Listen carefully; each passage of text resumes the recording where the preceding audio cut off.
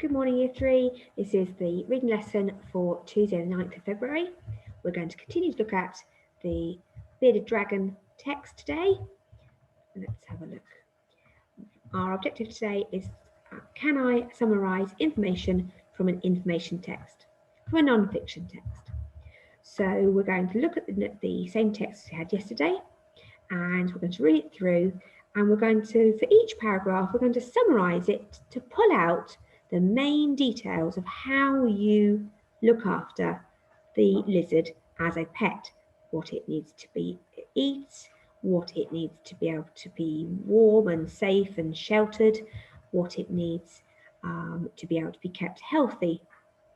So I've got a video to show you first to watch. If you want to watch it again, you'll find I've got the address here for you to use if you want to do that. Let's see if it works.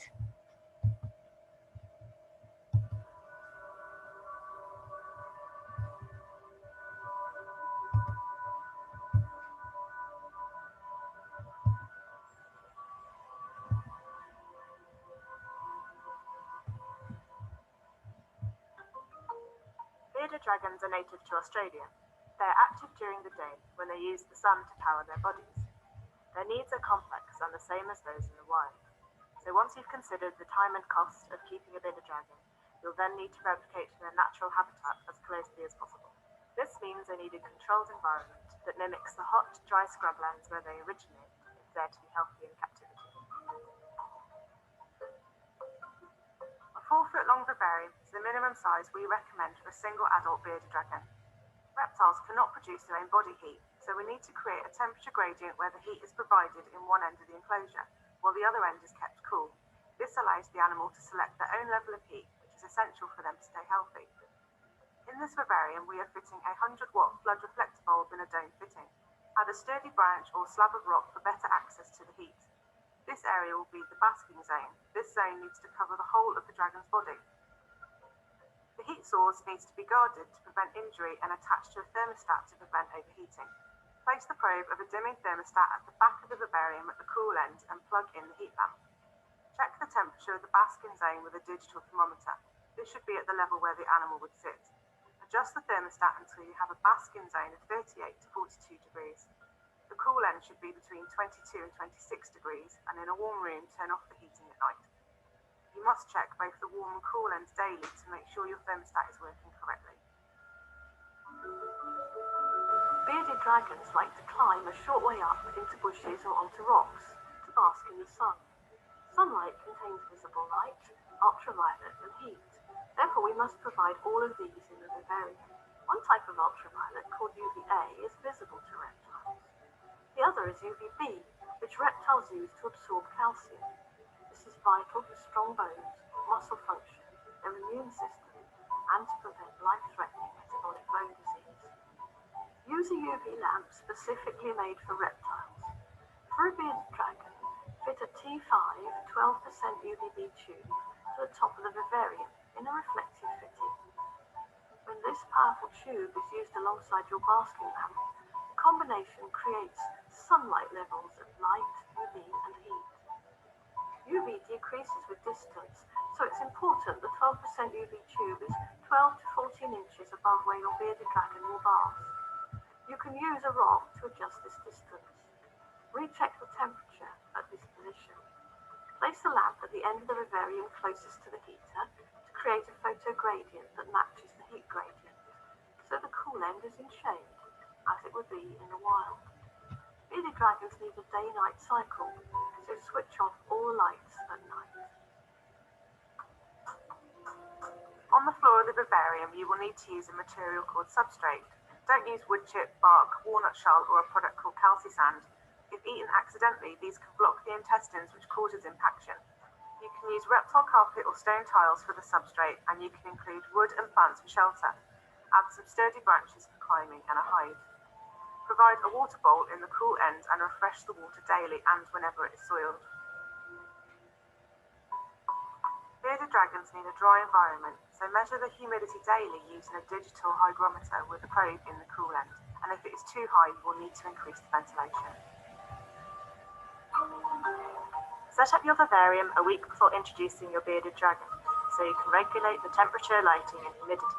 Then allow a further week for them to fully settle in without handling, but do continue your daily checks during this time.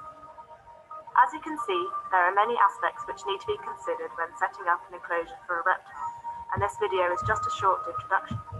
Please visit our website where you'll find more helpful information on caring for a bearded dragon, including nutrition and handling.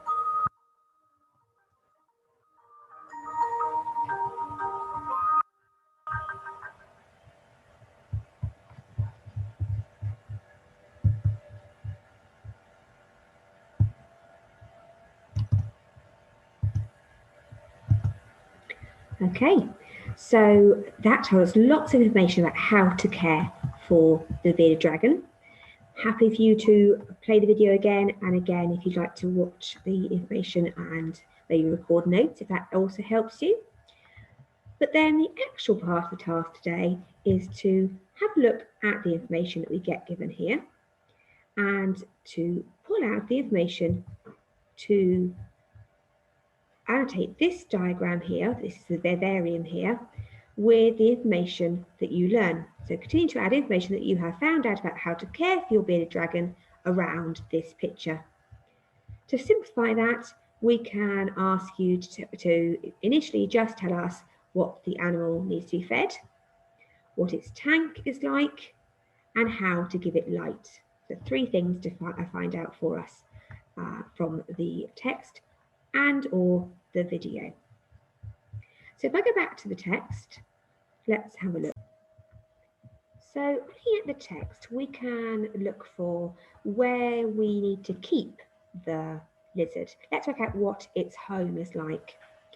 Now, if I look through the text, I know it's not going to be in the introduction. I've read that already.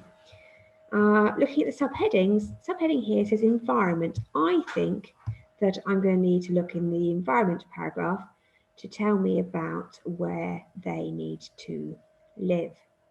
So let's read that through. Bearded dragons must be kept in a large glass tank called a vivarium. It needs to be 120 centimetres long and 60 centimetres high for one dragon. Beardies can grow up to 45 centimetres long and need room to move around and stretch out. Bearded dragons need the vivarium to have a warm end and a cool end so that they can control their body temperature. Putting a thermostat in the vivarium will make sure the temperature does not change. Let's go sentence by sentence and say, what is the key fact from that sentence? Bearded dragons must be kept in a large glass tank called a vivarium. So where are they going to live? We get told the key nouns are large glass tank, and actually that's known as a vivarium. Next sentence. It needs to be 120 centimetres long and 60 centimetres high for one dragon. So the numbers are the important part in that text. I get to know how big the tank needs to be. Next sentence. Beardies can grow up to 45 centimetres long and need room to move around. Well, I don't get any more new information about where it lives from that sentence. It kind of explains to me why I need a big tank. It doesn't tell me any more information about what I need to provide for it to live in. So far I know that it's a glass tank and how big it needs to be. Bearded dragons need the vivarium to have a warm end and a cool end. That's quite clear, isn't it? Going back talking about the vivarium, but it has to have warm end and cool end so that they can control their body temperature. Again, that tells me why, doesn't tell me any more factual information. Putting a thermostat in the vivarium will make sure the temperature does not change. Do I get told anything else I might need in that sentence? Yes, I'm told that if I have a thermostat, that's going to control the temperature. So that would be something that I would need to provide in the tank. So from that paragraph, I get told that the lizard will need a large glass tank I get told what size I need.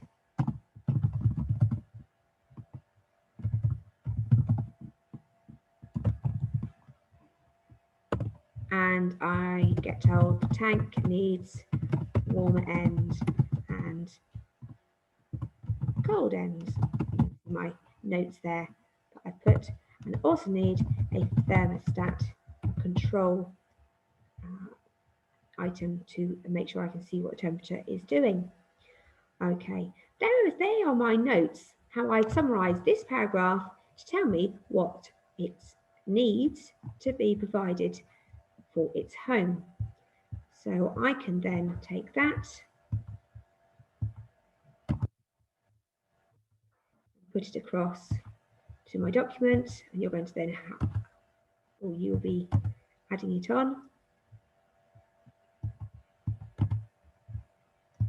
There we go, onto your document, and you have then some sort of lines that tell you about it. Large glass tank, how long it is, needs a cold end, and it needs a thermostat. So I've now, although you would write it out differently, I've now put that information onto that sheet.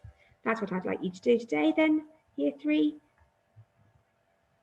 Thank you very much. Handing it in by 3 o'clock if you're able to do so. Thank you.